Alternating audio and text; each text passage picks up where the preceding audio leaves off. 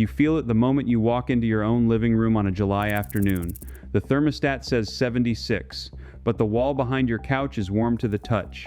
Your shoulder brushes the drywall near the window, and it feels like a heating pad someone forgot to unplug. That is not your imagination. That is your wall radiating heat into your body like a cast iron skillet that has been sitting on the stove all afternoon. Right now, in most American homes built after 1955, the outside of your wall is hitting 160 degrees, and it keeps dumping that heat into your house for 6 hours after sundown. Long after the sun is gone, your air conditioner is not fighting the weather, it is fighting your walls. The Amish solved this exact problem 2 centuries ago using a $5 bag of powder, and the proof is sitting in a Penn State energy audit nobody wants you to read. The first time I walked into a farmhouse outside Millersburg, Ohio on the hottest day of August, I put my hand flat against the inside wall and felt nothing. Cool plaster, 75 degrees. No window unit, no central air, no fan, just cool plaster on the wall. I am going to show you 3 things. The exact mixture they used in 1819, the exact reason it disappeared from American construction manuals in 1991, and one buried trick from a forgotten Lancaster County builder's notebook, something you can do to your existing house this Saturday. You do not need to tear down a single wall. And the third ingredient in this mixture, the one nobody writes down anymore, is probably already sitting in your refrigerator. Here is what nobody told you about the house you are sitting in right now. The wall studs in your home were designed by the lumber industry, not by anyone who ever had to live through a summer without electricity. Standard wood frame construction with fiberglass batting between 2x4s is a heat sponge. Fiberglass insulation has an R value that drops up to 40% when the temperature in the wall cavity rises above 95 degrees Fahrenheit, and the cavity behind your south-facing wall hits 130 by 2 in the afternoon. The University of Wisconsin Forest Products Laboratory confirmed this drift in a 2019 field study. Your insulation is on vacation exactly when you need it most. Now compare that to what I saw in a stone-and-plaster Amish home built in 1842 near Intercourse, Pennsylvania. The exterior walls were 18 inches thick. Not because they had money to waste on stone, because they understood something the entire American building industry has spent 80 years pretending does not exist. They understood thermal mass, and they understood evaporative cooling at the wall surface. The outer skin of those farmhouses was finished with lime plaster mixed with a specific ratio of hydrated lime to coarse sand and a small handful of horsehair or straw for binding. That lime plaster does 3 things at once. First, it reflects roughly 85% of solar radiation back into the sky, the same way fresh snow does. Second, it slowly releases moisture stored from the previous night's humidity, which cools the surface through evaporation just like sweat cools your skin. Third, the lime undergoes a chemical process called carbonation, where it slowly absorbs carbon dioxide from the air and turns back into limestone. That carbonation actually pulls a small amount of heat out of the wall surface itself. A Penn State University energy audit comparing 31 Amish farmhouses in Lancaster County to 31 identical-size English homes in the same climate zone found the Amish homes used 40 to 60% less heating energy in winter and stayed an average of 12 degrees cooler in summer with no mechanical cooling whatsoever. That was published, that was peer-reviewed, and almost nobody outside that university has ever heard of it.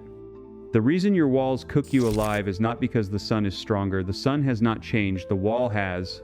We swapped lime for latex paint, stone for vinyl siding, and breathable plaster for sealed gypsum board.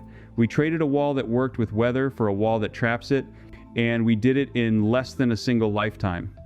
You might be wondering, if this is so obvious, why did it disappear? The answer is in a document that almost no homeowner has ever seen. In 1991, the National Association of Home Builders issued a revised technical specification for residential exterior finishes that effectively removed lime-based plasters and lime wash from the recommended materials list for new construction. The reason given on paper was application time and skilled labor cost. The reason behind the reason is simpler.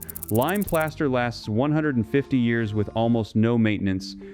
Vinyl siding lasts 20 to 30 years, and the average homeowner replaces it twice in a lifetime at a cost of $8,000 to $14,000 each time. The math for the supplier is obvious, the math for you is brutal. Before 1991, lime-based exterior coatings were still listed in the suite's architectural catalog, which had been the standard reference for American builders since 1895. After 91, the listings vanished within 2 editions. I went looking for them in a stack of old catalogs at an estate sale in Berlin, Ohio, and I found a 1968 edition that still had a full 2-page spread on hydrated lime exterior finishes with mixing ratios, application temperatures, and expected service life. 2 pages, then nothing. The Amish never got that memo because they do not subscribe to building industry catalogs. They kept doing what worked. A man named Jonas Stoltzfus, a stonemason born in 1819 near Lancaster, wrote down his exterior plaster recipe in a leather-bound ledger that is now held in a small private collection of Pennsylvania German farming records.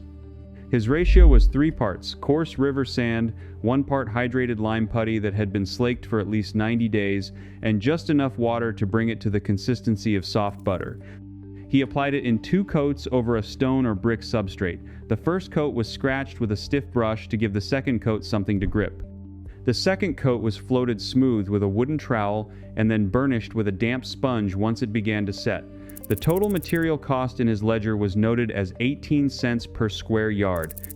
Adjusted for inflation, that is roughly $4.10 per square yard today. For a typical 1,500 square foot single-story home with about 1,400 square feet of exterior wall, you are looking at material costs under $700 to coat the entire outside of your house with a thermal skin that will outlive you. NASA confirmed the underlying physics in 1959 when they tested high albedo lime-based coatings on early satellite housings to manage solar heat gain in orbit.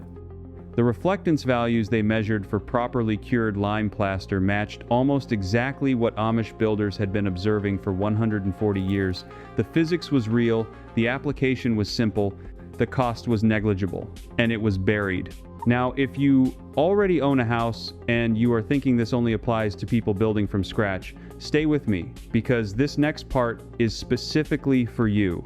You do not need to tear off your siding. You do not need a permit, you do not need a contractor, and you do not need to spend a single weekend on a ladder if you do not want to. There is a method the Amish use on existing buildings that takes lime plaster and thins it down to something they call lime wash. Lime wash is the same hydrated lime you would use for full plaster, but mixed with much more water until it has the consistency of skim milk.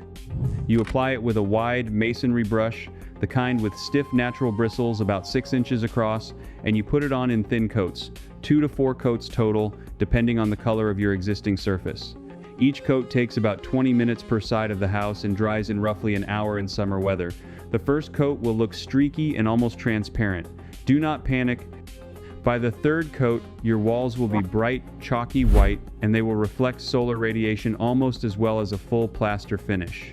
One thing the old builders knew in their bones, and I want to say it plainly because nobody else will, lime is strong stuff.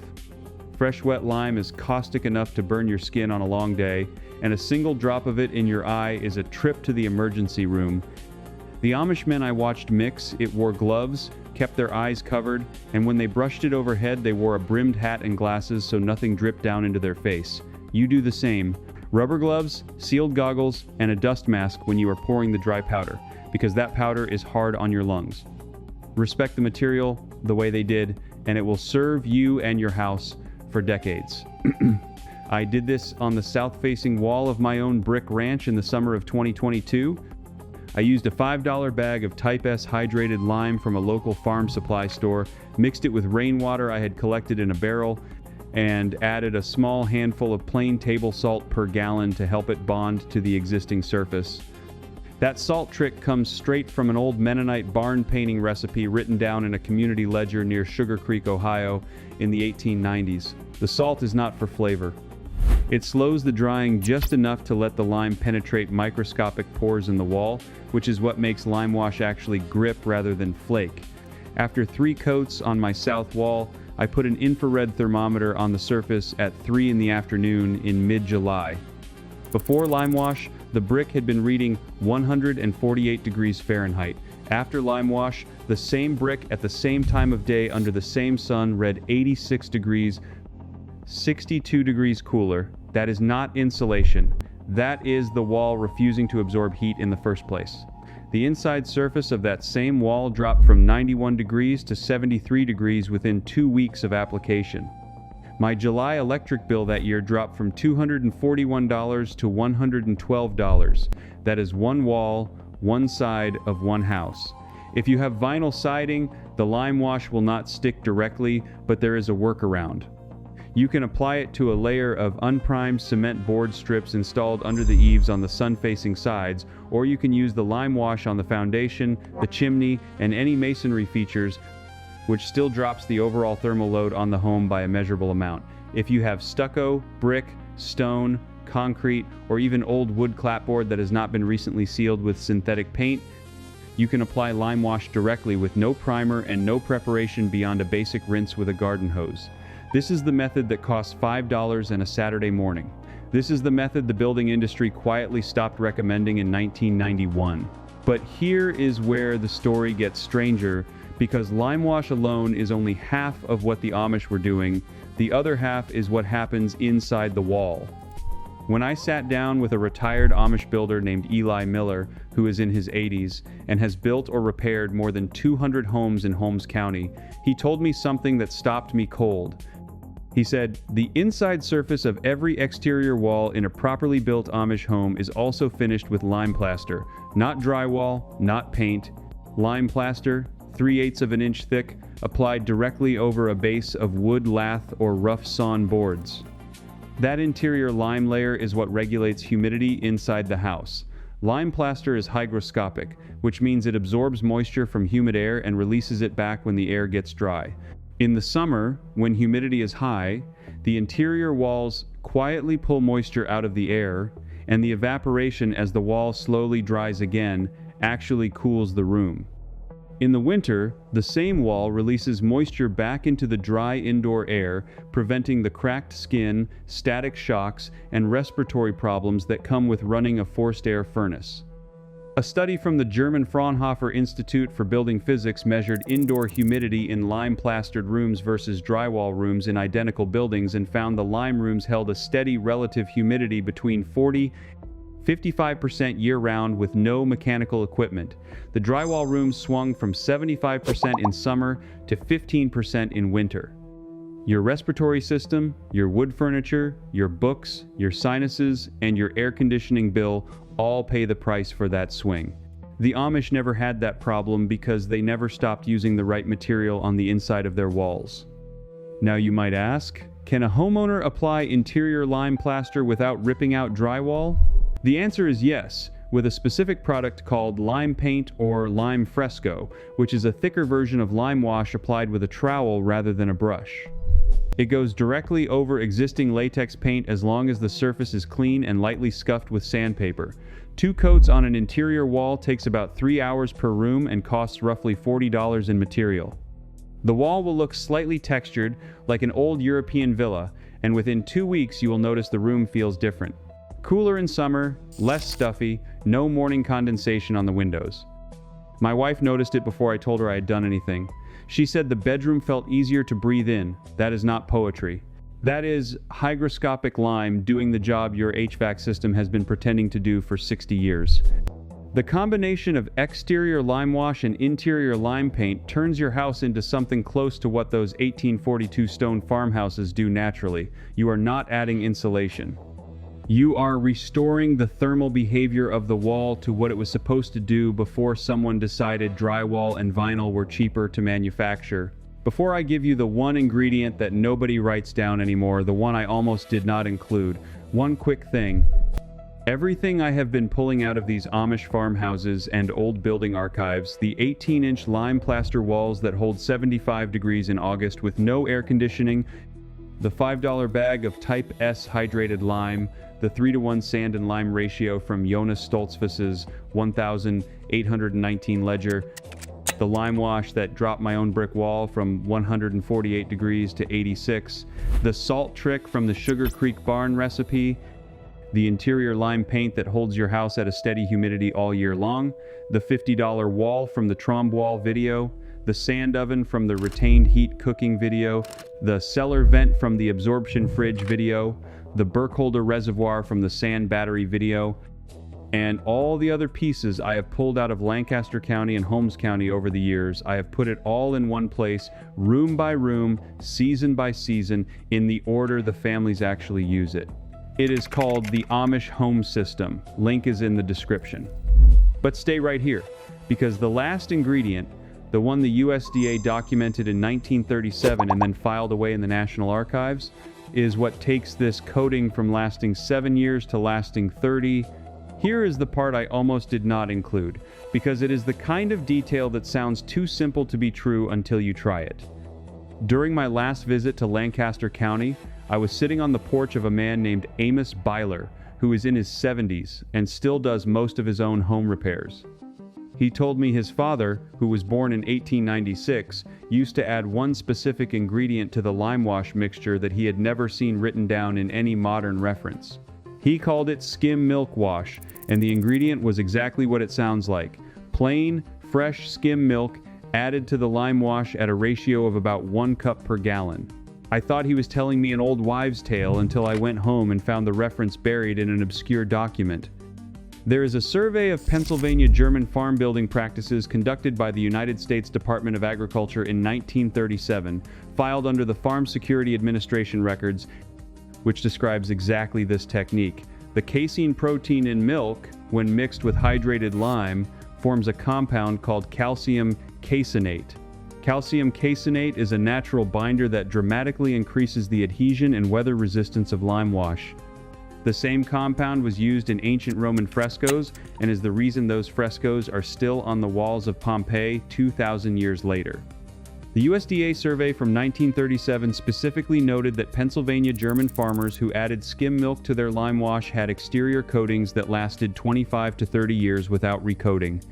Compared to 7 to 10 years for plain lime wash, that document was filed in the National Archives and never made it into a single modern building manual. I went through the Old House Journal back catalog, the Sweets catalog reprints, the Modern Lime Industry technical bulletins, and the major masonry textbooks from the last 40 years. The skim milk edition appears nowhere. It exists only in that 1937 USDA survey and in the living memory of a few Amish and Mennonite builders in their 70s and 80s. Here is exactly how to use it. Take 1 bag of Type S hydrated lime, about $5 at any farm supply store or masonry yard. Mix 3 pounds of the lime with 1 gallon of cool water in a 5-gallon bucket.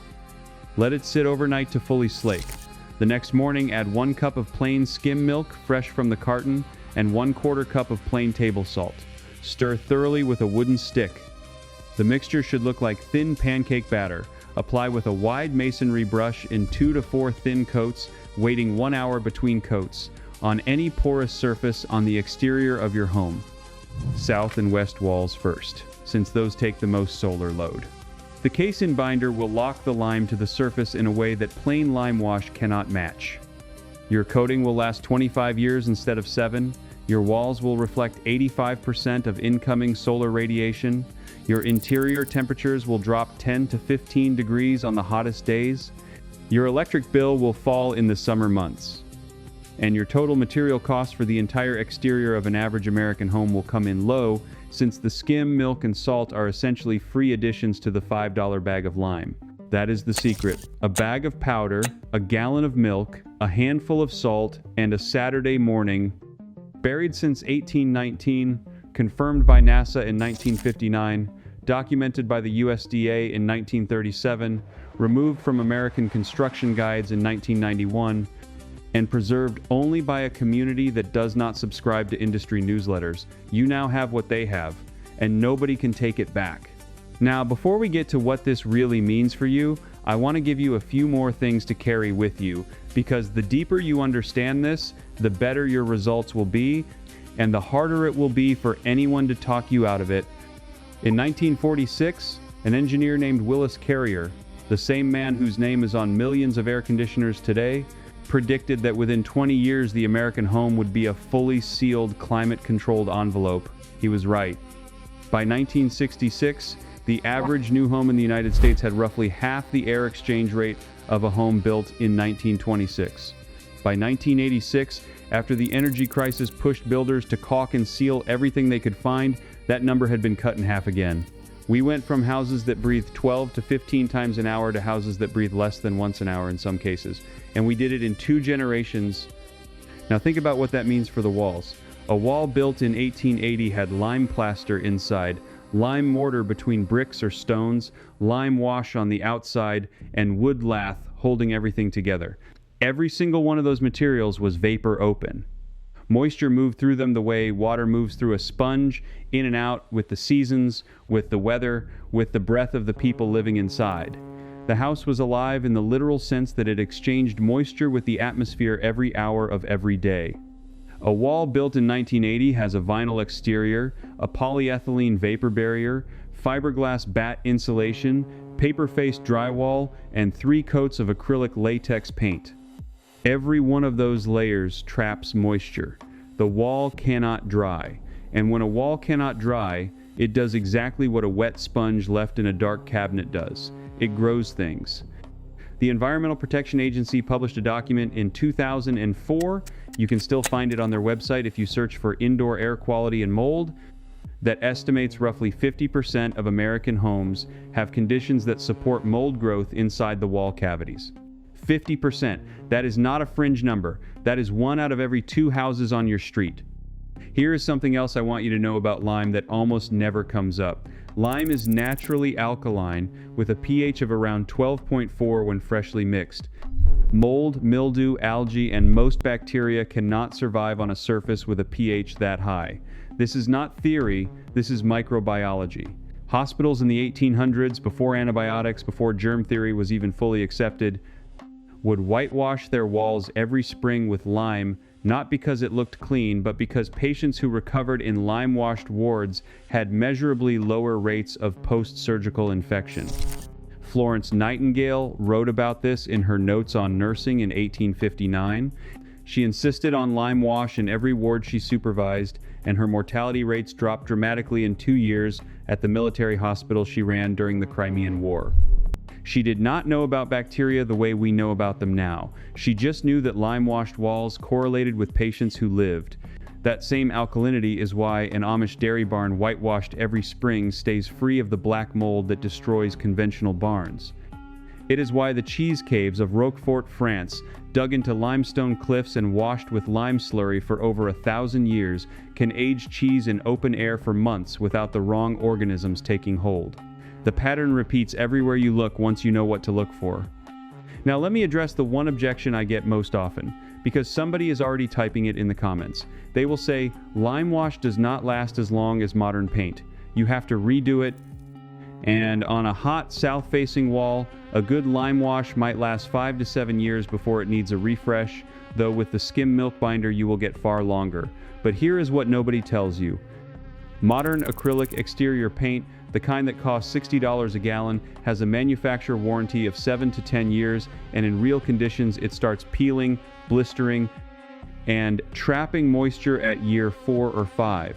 You repaint it, but first you have to scrape, sand, prime, and patch, because the old layer failed and took some of the substrate with it. Lime wash does not fail that way.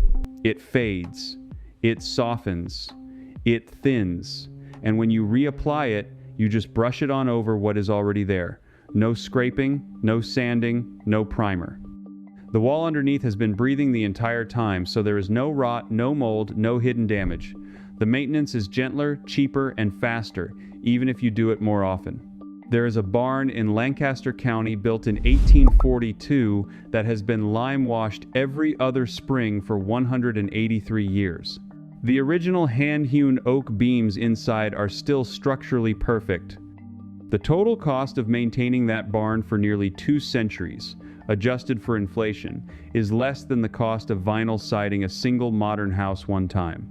Let that sit with you for a minute. You did not lose this knowledge by accident.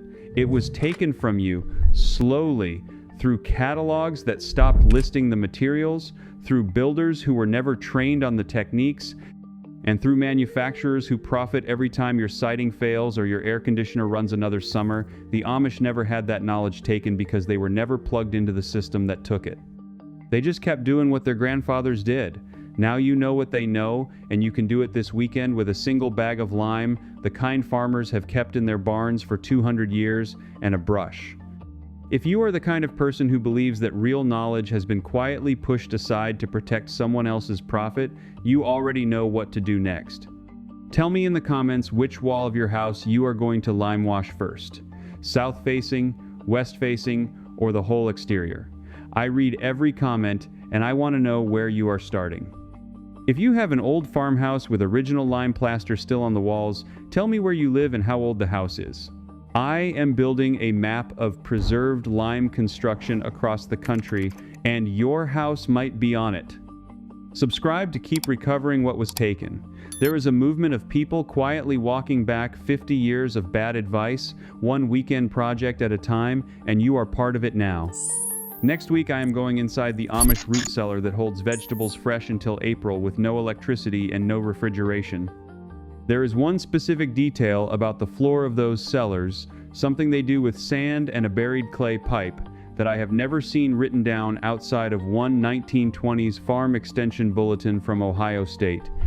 You will not believe how simple it is, and you will not believe how completely it has been erased. I will see you there.